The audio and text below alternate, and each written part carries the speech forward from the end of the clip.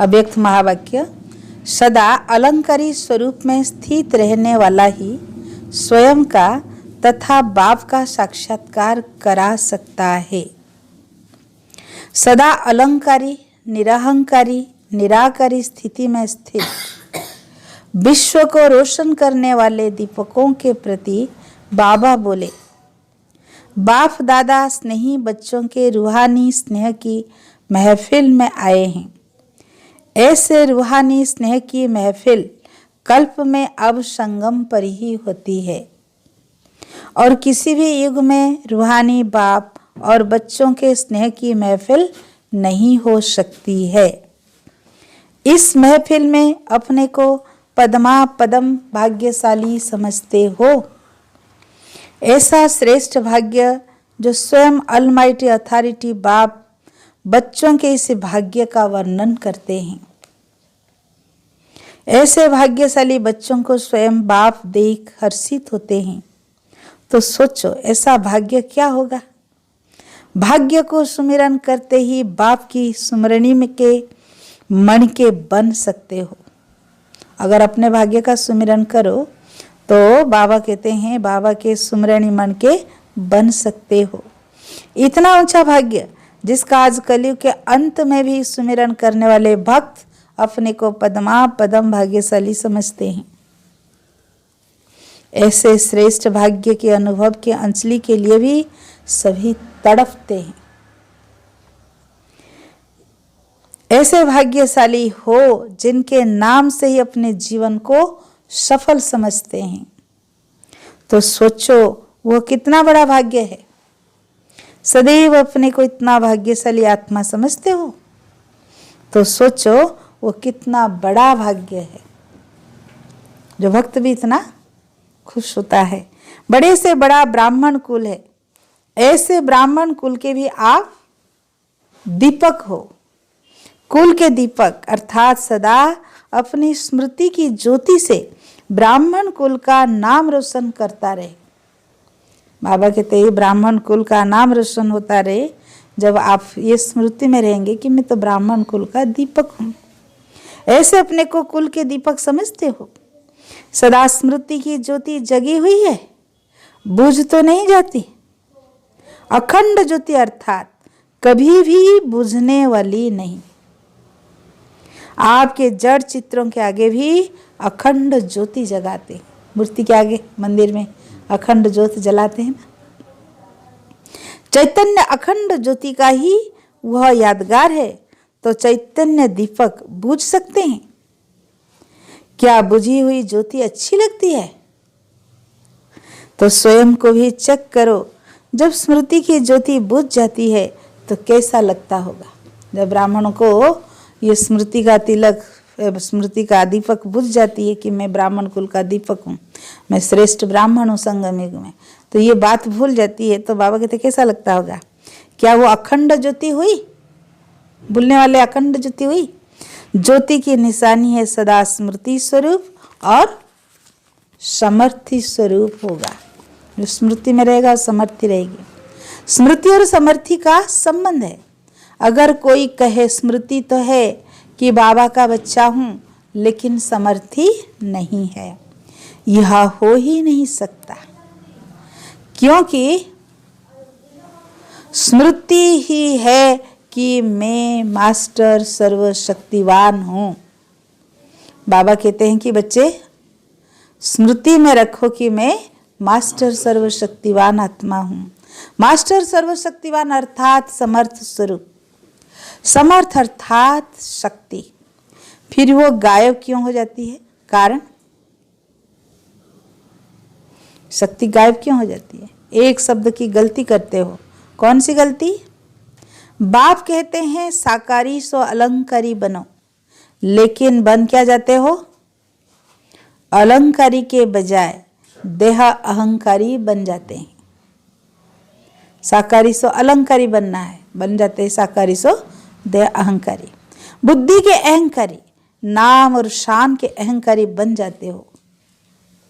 सदा सामने अलंकारी स्वरूप का सिंबल होते हुए भी अपने अलंकारों को धारण नहीं कर पाते। अलंकारी स्वरूप का सिंबल क्या है? सामने क्या है? चतुर्भुज विष्णु है ना। बाबा कहते अलंकार होते हुए भी धारण नहीं कर पाते। जैसे हद के राजकुमार और राजकुमारियां भी सदा सजे सजाए रॉयलिटी में होते हैं, वैसे ही ब्राह्मण कुल की श्रेष्ठ आत्माएं सदा अलंकारों से सजे सजाए होने चाहिए। यह अलंकार ब्राह्मण जीवन का श्रृंगार है, न कि देवता जीवन का। तो अपने अलंकार के श्रृंगार को सदा कायम रखो। लेकिन करते क्या हो? ये एक अलंकार को पकड़ते तो दूसरे अलंकार को छोड़ देते। कोई 3 पकड़ सकते हैं तो कोई 4 पकड़ सकते हैं। बाप दादा भी बच्चों का खेल देखते रहते, बच्चों का खेल देखते रहते। भुजा अर्थात शक्ति, जिस शक्ति के आधार से ही अलंकारी बन सकते हैं, वो शक्तियों रूपी भुजाएं हिलती रहती है। बच्चों की शक्तियों रूपी भुजाएं बाबा कहते हिलती रहती है। जब भुजाएं हिलती रहती है तो सदा अलंकारी कैसे बन सकते हैं? इसलिए कितनी भी कोशिश करते हैं अलंकारी बनने की, लेकिन बन नहीं सकते। तो एक शब्द कौन सा याद रखना है? किसी भी प्रकार के अहंकारी नहीं, लेकिन अलंकारी बनना है। सदा अलंकारी स्वरूप में स्थित न होने के कारण स्वयं का बाप का साक्षात्कार नहीं करा सकते। बाबा ने कहा अलंकार नहीं तो ना आप खुद का ना बाप का साक्षात्कार करा सकते। अलंकारों को तो जानते हो ना, जानते हो और वर्णन भी करते हो, फिर भी धारण नहीं कर सकते। बाबा कहते बच्चे आप अपने अलंकार को जानते हो फिर भी धारण नहीं कर सकते। क्यों? बाप दादा बच्चों की कमजोरी की लीला बहुत देखते हैं। जैसे प्रभु की लीला परम अपार है, तो बच्चों की भी लीला अपरम अपार है। रोज की नई रंगत होती है। बच्चों की लीला में रोज नई रंगत होती है। माया के नई रंगत में रंग जाते हैं। 100 दर्शन चक्र के बजाय व्यर्थ दर्शन का चक्र चल जाता है। द्वापर से जो व्यर्थ कथाएं और कहानियां बड़ी रुचि से सुनने और सुनाने की आदत है, वो संस्कार अभी भी अंश रूप में आ जाता है। व्यर्थ सुनना और सुनाना। इसलिए कमल पुष्प समान अर्थात कमल पुष्प के अलंकारधारी नहीं बन सकते। तो अलंकार में कमल पुष्प धारण नहीं कर पाते हैं। कमल की बजाय क्या बनते हैं? कमल की बजाय कमजोर बन जाते हैं। मायाजीत बनने का संस्कार, मायाजीत बनने का दूसरों को संदेश देते, लेकिन स्वयं मायाजीत है या नहीं ये सोचते ही नहीं। हम कहेंगे दूसरों को बाबा ने क्या कहा है, मायाजीत बनो, प्रकृति जीत बनो, निद्रा जीत बनो, लेकिन अपन तो नहीं बने हैं, तो खाली दूसरों को संदेश देते हैं ना। इसीलिए अलंकारी नहीं बन सकते। अलंकारी बनो, न कि देह अहंकारी। ऐसे सदा अलंकारी निरहंकारी निराकार स्थिति में स्थित होने वाले सदा के विजयी, सदा जागते हुए दीपक, विश्व को रोशन करने वाले दीपक, बाप दादा के नैनों के दीपकों को बाप दादा का याद प्यार और नमस्ते। हम रूहानी दीपकों की रूहानी बाप दादा को याद प्यार नमस्ते नमस्ते। दादी जी के साथ नई दुनिया बनाने वालों की अपने जीवन को नया बनाने की रफ्तार कैसे चल रही है। 77 में तो किसी का अलौकिक जन्म नहीं हुआ था किसी का? हम जितने बच्चे हैं किसी का तो 77 में ना, मेरा तो 79 में। तो बाबा दादी जी के लिए कहा नई दुनिया बनाने वालों की अपने जीवन को नया बनाने की रफ्तार कैसे चल रही है। पहले अपने जीवन में नवीनता लाएंगे तब दुनिया में भी नवीनता आएगी। पहले हम ब्राह्मण लाएंगे नवीनता, तो अपने जीवन रूपी बिल्डिंग को सुंदर और संपन्न बनाएंगे, उतना ही नई दुनिया में भी सुंदर और संपन्न राज्य भाग्य मिलेगा। कर्म द्वारा अपने तकदीर की लकीर खींच रहे हैं, अभी अपना लकीर खींच रहे हैं कर्म द्वारा। वह है हद की हस्त रेखाएं और यह है कर्म की रेखाएं। जितना कर्म श्रेष्ठ और स्पष्ट होगा, उतनी भाग्य की रेखाएं श्रेष्ठ और स्पष्ट होगी। कर्म की रेखा श्रेष्ठ भी हो और स्पष्ट भी हो, तो भाग्य की रेखा भी उतनी श्रेष्ठ और स्पष्ट होगी। यमुना के किनारे पर कौन रह सकेंगे? जिन्होंने सदा के लिए पुरानी दुनिया से किनारा किया है और बाप को सदा साथी बनाया है, वही यमुना के किनारे 7 महल वाले होंगे। श्री कृष्ण के साथ पढ़ने वाले कौन होंगे? पढ़ने पढ़ाने वाले साथी भी होंगे ना, जिसका सदैव पढ़ाई पढ़ाने और पढ़ने में विशेष पाठ है, वही वहां भी विशेष पढ़ाई के साथी बनेंगे। रास करने वाले कौन होंगे? जिन्होंने संगम पर बाप के साथ समान संस्कार मिलाने की रास मिलाई होगी। तो यहां जिनके बाप समान संस्कारों के रास मिलती है, वो वहां रास करेंगे कृष्ण के साथ। रॉयल फैमिली में कौन आएंगे? जो सदैव अपनी प्यूरिटी की रियलिटी में रहते हैं, कहां भी हद के आकर्षण में आंख नहीं डूबती, सदा अलंकारों से सजे हुए होते हैं, सदा श्रृंगारे हुए मूर्ति, ऐसी रॉयल्टी वाले रॉयल फैमिली में आएंगे। वारिस कौन बनेंगे? वारिस अर्थात अधिकारी। तो जो यहाँ सदा अधिकारी स्टेज पर रहते, कभी भी माया के अधीन नहीं होते, अधिकारीपन के शुभ नशे में रहते, ऐसे अधिकारी स्टेज वाले ही वहां भी अधिकारी बनेंगे। अब हरेक को अपने आप को देखना पड़े कि मैं कौन हूं। यह पहली है, सुना, यह पहली मैं कौन।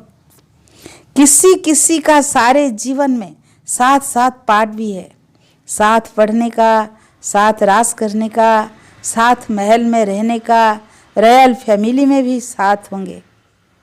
कुछ एक आत्माओं का सर्वाधिकार भी है। यह है नई दुनिया की रूपरेखा। बाबा ने कितना स्पष्ट किया। फिर टीचर्स के साथ बाप दादा को विशेष खुशी होती है। क्यों जानते हो? आप समान शिक्षक हो ना।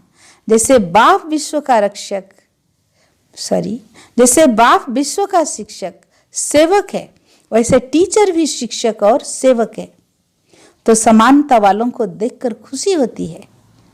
शिक्षक की स्थिति में तो समान हो, बिना सेवा के और कोई बात आकर्षित न करे, दिन रात सेवा में लगी रहो। अगर सेवा से फ्री रहेंगे तो फिर और बातें भी आ जाएगी। खाली घर में ही बिच्छू टिंडन आते हैं, खाली घर हो या पुराना घर हो, यहाँ भी ऐसे होता है। बुद्धि या तो खाली होती है या तो पुराने संस्कार वाली होती है, तो व्यर्थ संकल्प रूपी बिच्छू टिंडन पैदा हो जाते हैं।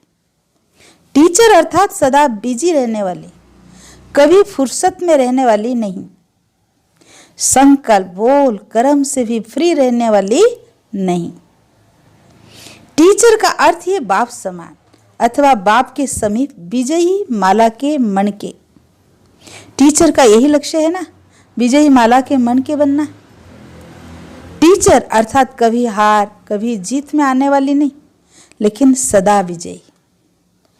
टीचर अर्थात सदा तिलकधारी, सदा सौभाग्यवती सुहागवती। तिलक सुहाग की निशानी है ना, तो सदा सुहागवती अर्थात बाप को सदा साथी बनाने वाली, सुहागवती अर्थात तिलक वाली। टीचर का स्थान है दिल तख्त। स्थान छोड़ेंगे तो दूसरे ले लेंगे। टीचर का आसन बाप का दिल तख्त है। आसन छोड़ दिया तो त्याग तपस्या खत्म। तो यह आसन कभी नहीं छोड़ना। जगह लेने वाले बहुत है। सभी को यही उमंग उत्साह होता है कि हम भी टीचर से आगे जाएं, टीचर फिर उनसे भी आगे जाएं, तब तो दिल तक नसीन होंगे। टीचर को छोटा सा संसार है। टीचर का संसार तो एक बाप ही है, माता पिता, बंधु, सखा, स्वामी। तो संसार में क्या होता है? सर्व संबंध होता है, वैभव होता है। यहाँ सर्व संबंध की प्राप्ति एक बाप से है छोटा सा संसार, लेकिन संपन्न और शक्तिशाली है। इस छोटे से संसार में कोई अप्राप्त वस्तु नहीं। सर्व संबंध एक बाप से। ऐसे नहीं पिता का संबंध है तो माता का नहीं, माता का है तो बंधु का नहीं। अगर एक भी संबंध की प्राप्ति बाप से ना होगी तो बुद्धि दूसरी तरफ जरूर जाएगी। जो संबंध की कमी होगी बाहर जाएगी। बाप से सर्व संबंधों का अनुभव होना चाहिए, नहीं तो दूसरा संबंध अपनी तरफ खींच लेगा। सारा संसार ही एक बाप हो गया तो सब रूप हो गया ना। इसको कहा जाता है नंबर 1 टीचर, फ्लॉलेस टीचर, माना वेदाग, योग्य टीचर, नामी ग्रामी टीचर। बाप तो सदा ऊंची नजर से देखते हैं। अगर बाप कमी को देखे तो सदा के लिए उस कमी को अंडरलाइन लग जाती है। बाप भाग्य विधाता है ना, इसलिए बाप सदा बच्चों को श्रेष्ठ नजर से देखते हैं। श्रेष्ठता के आगे कमजोरी आप ही मन को खाती है। श्रेष्ठ बातें सुनने से कमजोरी ऑटोमेटिक स्पष्ट हो ही जाती है कि बाबा इतना श्रेष्ठ नजर से देख रहा है, मैं आत्मा कैसी हूं, तो अपनी कमजोरी स्पष्ट दिखाई देगी ना। इसलिए बाप सदैव श्रेष्ठता का वर्णन करते हैं, जिससे कमजोरी शुद्ध ही दिखाई दे। अगर कमजोरी को देखें तो लंबी चौड़ी वेद शास्त्रों की कहानियां बन जाए। सभी टीचर्स को विशेष एक बात ध्यान रखना है, कभी भी किसी में भी रॉयल रूप में भी झुकाव न हो। किसी भी आत्मा के गुणों की तरफ, सेवा सहयोग की तरफ, बुद्धि की तरफ, प्लानिंग की तरफ झुकाव नहीं हो। उसी को अपना आधार बनाने से झुकाव होता है।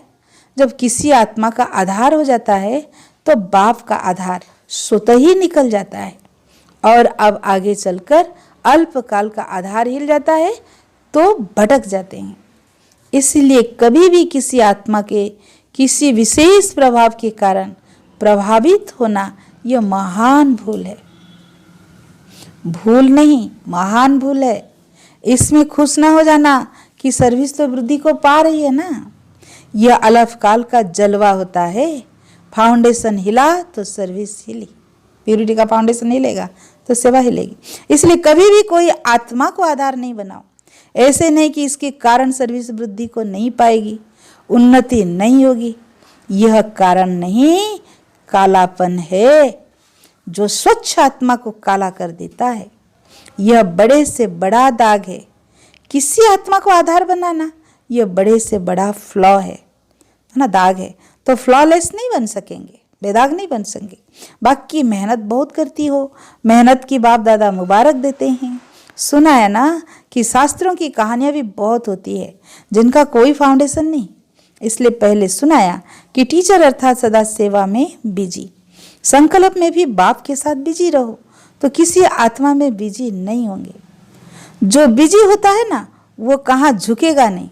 फ्री होने के बाद ही मनोरंजन के साधन, स्नेह सहयोग की तरफ झुकाव होता है।